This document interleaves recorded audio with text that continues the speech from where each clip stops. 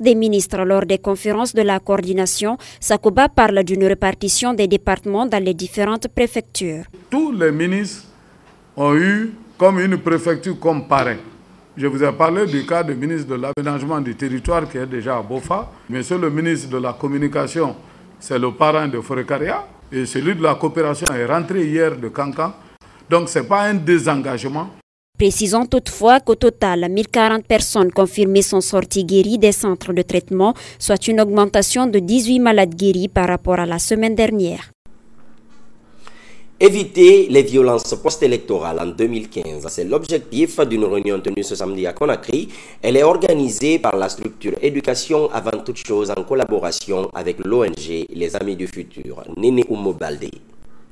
La Guinée a enregistré plusieurs violences dans l'entre-deux tours des élections présidentielles de 2010. Beaucoup de familles ont été endeuillées à cause de ces violences. C'est pour éviter de telles violences lors des élections à venir que la structure EduCetra, Éducation avant toute chose et l'ONG LAF, les Amis du Futur, ont jugé nécessaire d'organiser une réunion avec les étudiants des différentes universités de la place et quelques membres des différentes structures sociales guinéennes. Chérif Baldé, président de EduCetra, revient sur l'objectif de cette rencontre.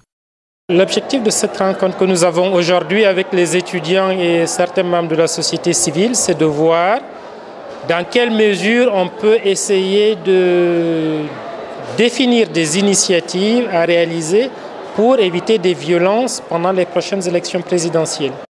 Les organisateurs expliquent pourquoi le choix porté sur les étudiants. La première cible, je dis bien la première cible, c'est les étudiants. Ce que ce groupe définira, on le fera. Mais dans un premier temps, nous avons souhaité embarquer tout ce groupe dans une vision de non-violence.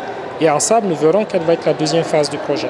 Vous savez, quand on prend l'université de façon générale, au moins chaque famille a un enfant ou bien un fils qui est étudiant. Nous pensons qu'après, à l'issue des débats qui vont être fructueux, que chaque étudiant sera un ambassadeur pour la restitution des leçons qui seront tirées de cette journée de concertation et que les familles seront informées. Quant aux étudiants, ils promettent de suivre et de respecter à la lettre les enseignements issus de cette rencontre.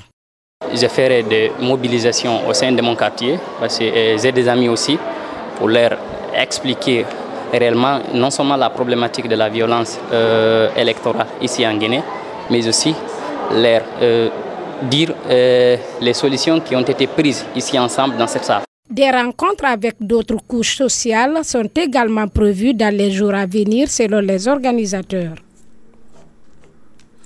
Les élections communales et communautaires ainsi que la présidentielle approchent à grands pas et les partis multiplient leurs actions pour se faire davantage d'électeurs.